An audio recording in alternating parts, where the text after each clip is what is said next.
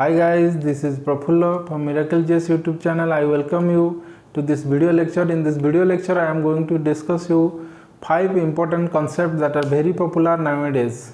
These are Section 144, Lockdown, Curfew, Quarantine and Isolation. So चलिए शुरू करें आज का वीडियो. Let me start. देखिए पहला हम देखेंगे इन तीनों को.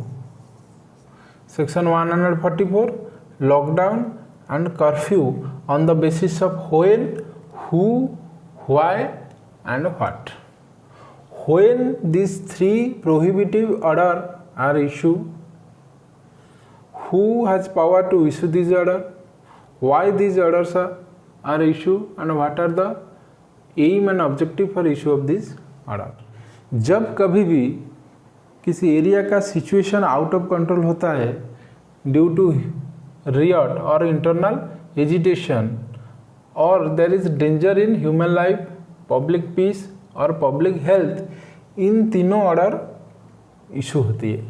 पहला इशू होता है section 144 and when section 144 is not sufficient to control the situation, then issue होता है आपका lockdown. if lockdown fails then finally issue होता है कर्फ्यू.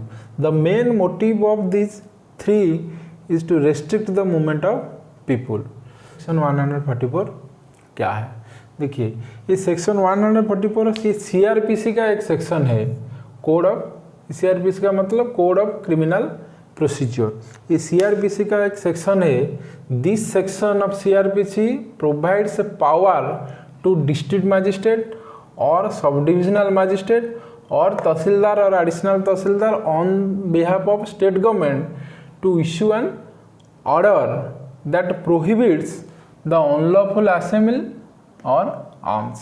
देखिए unlawful assembly क्या होता है? जब कभी भी कोई पर्टिकुलर एरिया में सेक्शन 144 लग चुका है फिर भी 5 और 5 से अधिक लोग बाहर निकलती है उसे हम कहते हैं अनलॉफुल असेंबली. 4 लोग तक ठीक है लेकिन 5 और 5 से अधिक लोग जब बाहर निकलेंगे हम उसे कहेंगे unlawful assembly. And that unlawful assembly strictly prohibited under section 144. So arm क्या है? During 144 nobody is allowed to hold or make any trade in weapons. Then चलिए देखते हैं लॉकडाउन क्या है. So lockdown is a prohibitive order issue by district magistrate when there is danger in human life, public peace, public health. So the main difference between section 144 and lockdown is in lockdown there is shutting down of flight, train or public transport to restrict the movement of people. Here in lockdown all essential services are allowed with fixed time. All essential service means bank, grocery, petrol pump, hospital etc. But curfew is more severe than lockdown. Curfew is also declared by district magistrate on behalf of state government.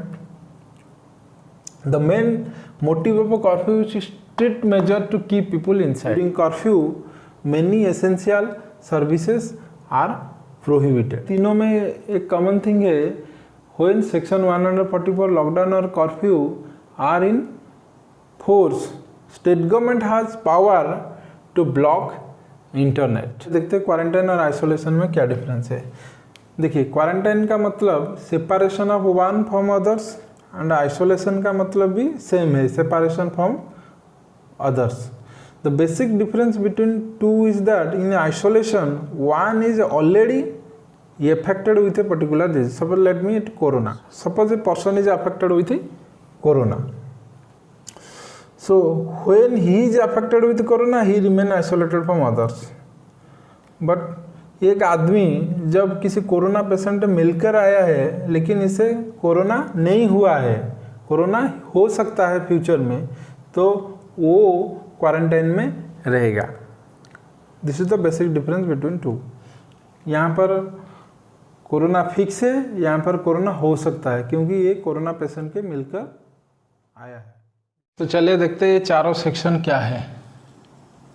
All these 4 section belongs to IPC, Indian Penal Code. The first section, section 188 is related to section 144 of CRPC, and all these three sections, section 269, section 270 and section 271 is related to public health.